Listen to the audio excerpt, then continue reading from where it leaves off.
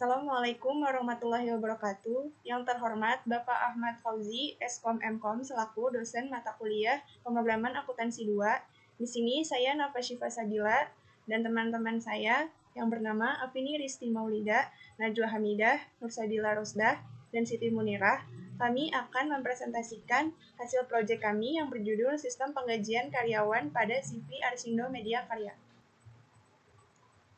Sejarah perusahaan. CV Arsindo Media Karya adalah salah satu perusahaan swasta yang bergerak di bidang perkebunan sawit. Perusahaan tersebut didirikan pada tanggal 8 April 2009 dan dipimpin oleh Edi Gunawan selaku Direktur CV Arsindo Media Karya, merupakan perusahaan legal dengan nomor surat izin usaha perdagangan SIUP 530-154 UP-IP-dipersidangkan 2009 dan dengan nomor pokok wajib pajak NPWP 022365381331 dengan akte notaris Supriyanto Kang SH MM. Kantor CV Arsindo Media Karya berada di Jalan Lili Kusumah nomor 451 Kota Banjar. Ruang lingkup. Untuk lebih memusatkan permasalahan yang ada dan agar tidak menyimpang dari pokok permasalahan, maka kami membuat batasan permasalahan, yaitu mengenai sistem penggajian karyawan meliputi proses pendistribusian gaji karyawan sampai dengan pembuatan laporan yang akan diajukan kepada pimpinan perusahaan. Kemudian struktur organisasi. Di sini yang pertama ada direksi. Kemudian direktur utama, direktur personalia, kemudian direktur, dan ada direktur keuangan. Kemudian ada manajer personalia, manajer pemasaran, manajer pabrik, administrasi dan gudang, kemudian ada divisi-divisi. Baik, saya Afini Risti Maulida dengan NIM 111-9846. Di sini saya akan menjelaskan proses bisnis sistem berjalan. Proses bisnis sistem berjalan. Menurut Rama dan Jones, tahun 2008, halaman ketiga, proses bisnis adalah urutan aktivitas yang dilaksanakan oleh suatu bisnis untuk memperoleh, menghasilkan, serta menjual barang atau jasa. Adapun prosedur penggajian pada CV Arsindo Media Karya adalah sebagai berikut. Yang pertama, prosedur pengumpulan absensi. Karyawan bekerja setiap hari absen dengan menggunakan kartu absen. Kartu absen tersebut dikumpulkan setiap bulan kepada staf finance menjadi data absen dan diberikan kepada bagian staf akunting untuk dicek secara keseluruhan. Data absen karyawan tersebut diarsipkan. Yang kedua, proses perhitungan gaji. Perhitungan gaji karyawan dilakukan oleh staf akunting dengan melihat data inputan yang berupa arsip data absensi karyawan yang akan dikelompokkan berdasarkan masing-masing bagian dalam perusahaan. Kemudian setelah proses perhitungan gaji karyawan selesai, dilakukan oleh staf akunting, seluruh data hasil perhitungan data perhitungan gaji karyawan direkapitulasi dan selanjutnya meminta persetujuan ke direktur. Yang ketiga, prosedur pembayaran gaji. Jika tidak disetujui oleh direktur, maka staf akunting membuat rekapitulasi ulang dan diajukan kembali ke direktur. Lalu pimpinan menyetujui rekapitulasi tersebut, maka segera diproses oleh bagian staf akunting dan menyerahkan laporan gaji ke pihak bank agar ditransfer ke setiap karyawan. Baiklah, dengan saya Nur Sabila Rosda dengan NIM 111-987. Saya ingin menjelaskan activity diagram secara manual yang dilakukan oleh CV Arsindo Media Karya. Di sini terdapat 4 aktor yang mempengaruhi, yaitu pegawai, HRD, akuntansi, owner atau pemilik. Pegawai melakukan absensi pegawai, serta HRD menerima absen lalu melakukan rekap absen. Lalu HRD menyerahkan kepada bagian akuntansi, yaitu bagian akuntansi menerima rekap absen lalu melakukan perhitungan gaji lalu mengakses data gaji. Jika tidak diakses, maka dikembalikan oleh bagian akuntansi kepada pihak HRD lalu HRD melakukan rekap absen kembali. Jika diakses, maka bagian akuntansi melakukan arsip data gaji lalu menyerahkan kembali ke HRD, menerima arsip data gaji, lalu membuat slip gaji dan mengarsipkannya. Di sini terdapat 2 kerja, yaitu membayar dan menyerahkan slip gaji kepada karyawan atau pegawai, lalu pegawai menerimanya. Lalu HRD menyerahkan arsip slip gaji ke pihak bagian akuntansi, lalu bagian akuntansi menerima arsip slip gaji. Lalu bagian akuntansi di sini membuat laporan gaji, lalu diserahkan kepada owner atau pemilik, lalu owner pemilik menerima laporan gaji dan mengarsipkan laporan gaji. Dokumen masukan. Dokumen yang dipakai atau sebagai sumber atau dokumen sebagai masukan dalam sistem, sedangkan dokumen keluaran adalah dokumen yang dihasilkan oleh sistem. Yang pertama ada nama dokumen, data absensi, fungsinya untuk mengetahui jumlah absen karyawan dari masing-masing bagian, sumbernya staff finance, tujuannya staff accounting, frekuensinya setiap bulan, medianya kertas, jumlah 1 lembar, bentuk lampiran A2, dan ini adalah contoh rekap absen karyawan pada CV Arsindo Media Karya. Kemudian dokumen keluaran, nama dokumen, rekapitulasi gaji, fungsinya untuk mengetahui data gaji karyawan, sumbernya staf accounting, tujuan direktur utama, frekuensi setiap bulan, media kertas, jumlah 1 lembar, bentuk lampiran B1. Saya Siti Munirah dengan NIM 111-90837 ingin menjelaskan tentang permasalahan. Masih manualnya sistem berjalan yang digunakan CV Arsindo Media Karya menimbulkan berbagai masalah, diantaranya adalah yang pertama, perhitungan gaji karyawan masih menggunakan cara manual, maka dari itu tidak efektif dan efisien.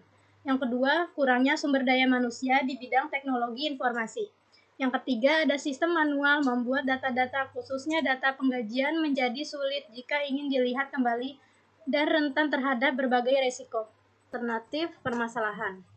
Yang pertama, mulai memperbaiki kualitas dari sumber daya manusia di dalam perusahaan tersebut dengan banyak mengirimkan karyawan untuk melakukan kegiatan workshop atau seminar khususnya yang berhubungan dengan teknologi informasi agar pengetahuan para karyawan dapat berkembang.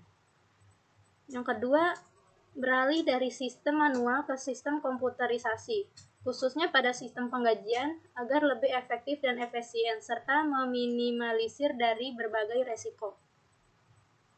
Activity diagram melakukan login.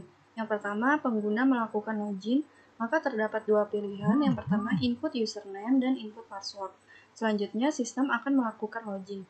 Jika valid, maka sistem akan masuk ke menu utama. Jika tidak valid, sistem akan menampilkan pesan username dan password salah. Activity diagram HRD mengelola data pegawai. Yang pertama, pengguna memilih data pegawai. Selanjutnya, sistem akan menampilkan from data pegawai. Maka, terdapat 2 pilihan. Yang pertama, yaitu ada tambah dan cari. Jika memilih tambah, maka masukkan ID pegawai, nama pegawai, jenis kelamin, alamat, dan nomor telepon. Kemudian pilih tombol simpan. Jika valid, maka data akan tersimpan. Jika tidak valid, maka akan kembali ke proses sebelumnya. Kemudian jika kita pilih cari, maka masukkan nama pegawai. Kemudian sistem akan menampilkan data pegawai. Selanjutnya terdapat 2 pilihan, yaitu tombol edit dan pilih tombol. Jika pilih tombol edit, maka edit data pegawai, pilih tombol, maka data akan terupdate. Jika pilih tombol, kemudian data, maka akan tersimpan. Kemudian di sini ada activity diagram HRD mengolah data absensi. Yang pertama, pengguna memilih data absensi. Kemudian, sistem menampilkan form data absensi. Kemudian, pilihan, ada 2 pilihan. Ada tambah dan cari. Jika tambah, maka memasukkan kode absensi, kemudian tanggal, ID pegawai, kehadiran, sakit, dan lain-lain. Kemudian, pilih tombol simpan. Jika valid, maka data akan tersimpan. Jika tidak, maka akan kembali ke step sebelumnya. Kemudian di sini ada pilihan cari. Setelah itu, jika kita klik mencari, maka memasukkan kode absensi, maka sistem akan menampilkan data absensi. Setelah itu terdapat 2 pilihan, pilih tombol edit atau pilih tombol data. Jika pilih tombol edit, maka edit data pegawai, kemudian pilih tombol data akan terupdate. Jika pilih tombol data, maka selesai. Kemudian untuk selanjutnya ada activity diagram akuntansi mengelola data gaji. Untuk yang pertama, stepnya memilih data gaji. Kemudian sistem menampilkan form data gaji. Setelah itu terdapat dua pilihan. Yang pertama ada pilihan tambah dan yang kedua ada pilihan cari. Jika memilih pilihan tambah, maka memasukkan kode gaji, tanggal, ID pegawai, gaji pokok, potongan, bonus, dan total gaji.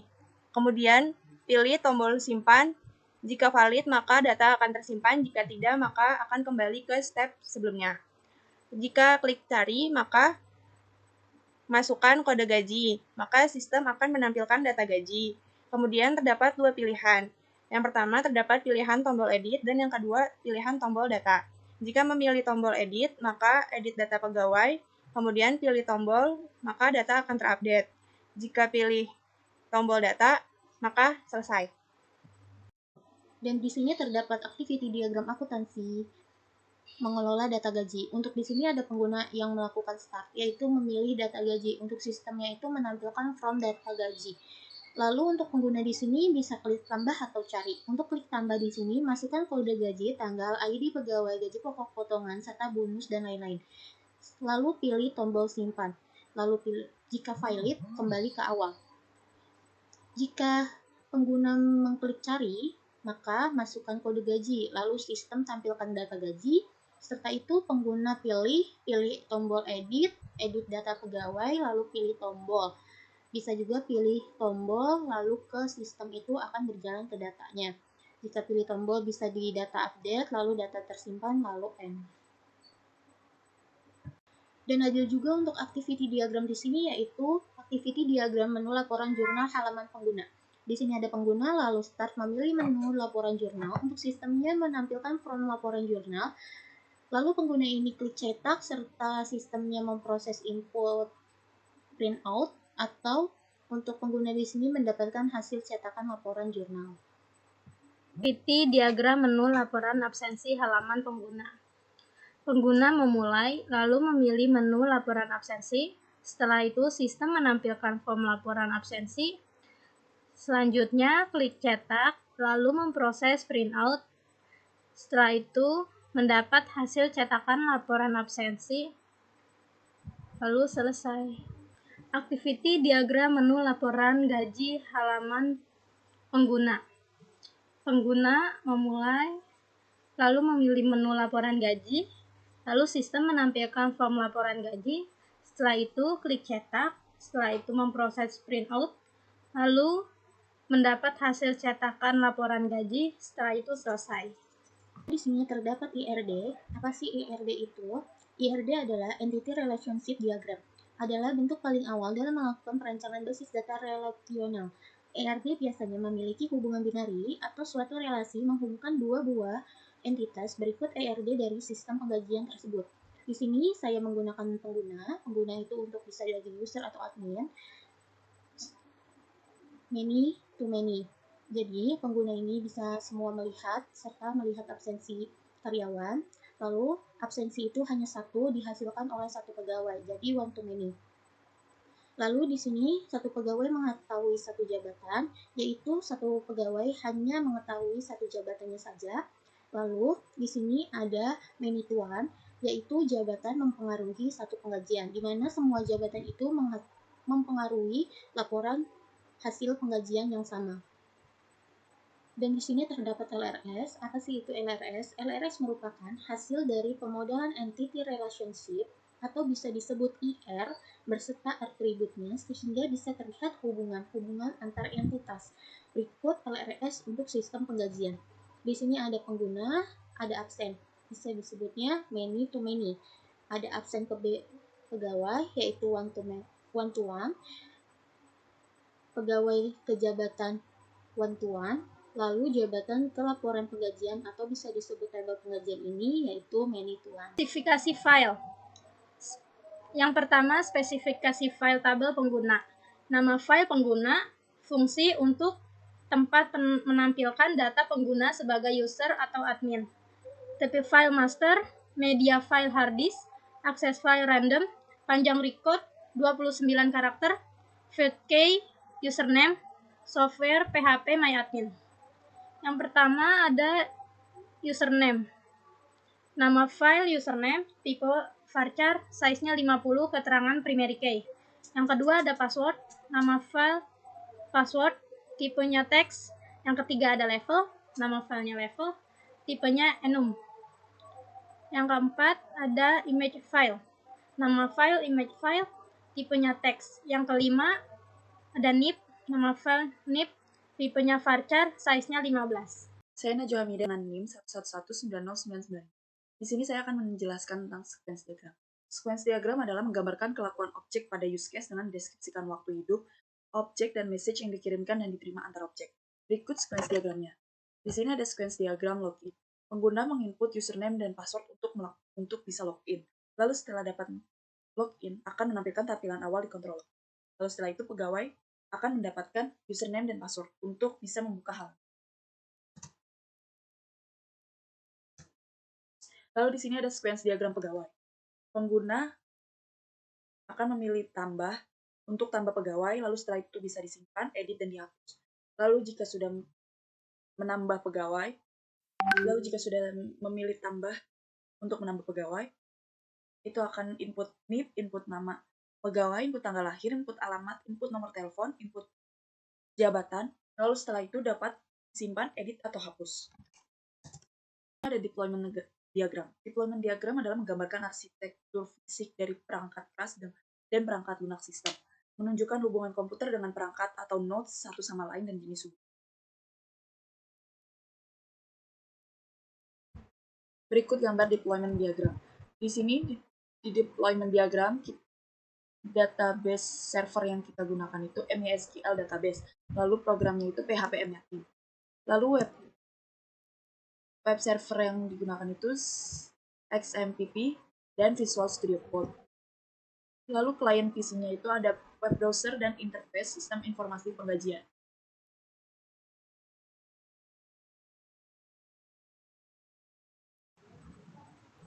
Berikut untuk hasil tampilan program yang telah kami buat. Sini kita coba untuk login sebagai admin.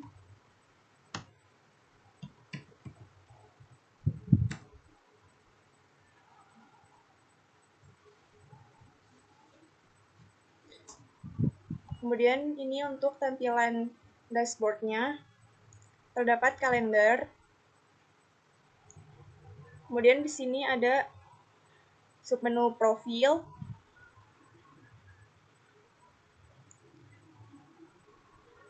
Ada data pengguna.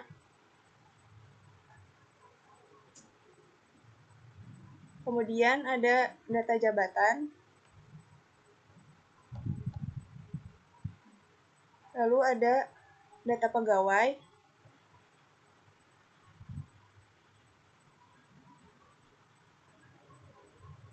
Kemudian untuk bagian transaksi ada absen dan juga gaji.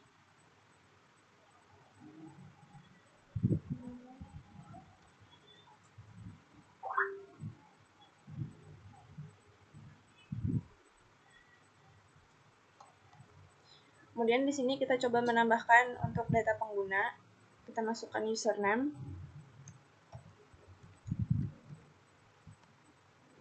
Kemudian password.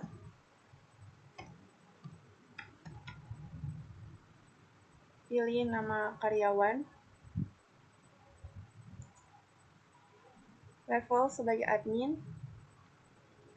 Kemudian jika ingin menambahkan foto, kita bisa klik choose file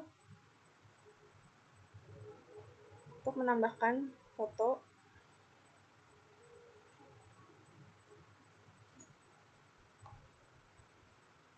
Kita coba submit. Ini passwordnya. Nah, kemudian sudah tertambahkan dengan username Shiva25, password, dan nama karyawan serta levelnya. Kemudian untuk di bagian data masternya, kita coba di bagian data jabatan. Tambahkan untuk data jabatan sebagai manajer. Kemudian untuk gaji pokoknya kita masukkan 7 juta.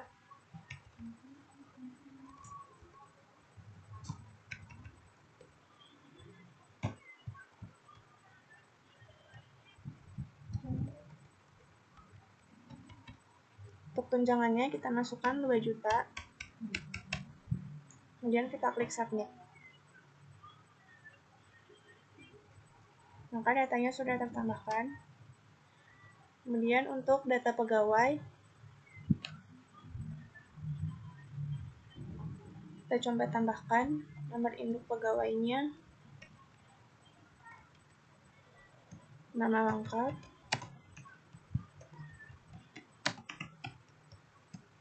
tanggal lahir, alamat, nomor telepon, kemudian pilih jabatan, kemudian submit.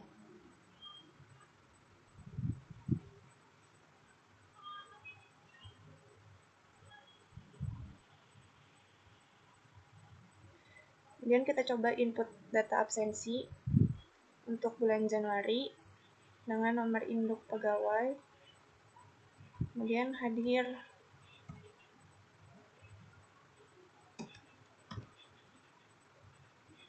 tanpa keterangan. Sudah kita klik submit. Datanya sudah ditambahkan. Kemudian untuk bagian gaji, Januari tahun 2021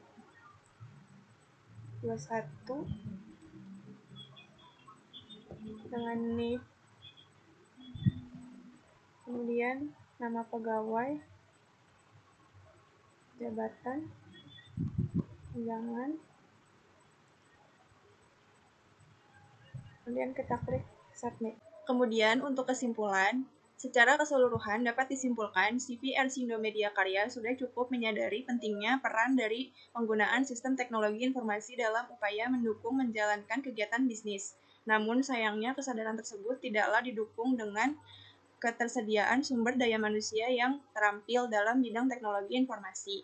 Selain itu, hambatan dari segi sistem manajemen dalam CV Arsindo Media Karya juga turut menjadi faktor terbatasnya ruang gerak perusahaan untuk beralih ke sistem komputerisasi yang lebih banyak memberikan manfaat secara keuntungan bagi kemajuan perusahaan. Sekian presentasi dari kelompok kami. Wassalamualaikum warahmatullahi wabarakatuh.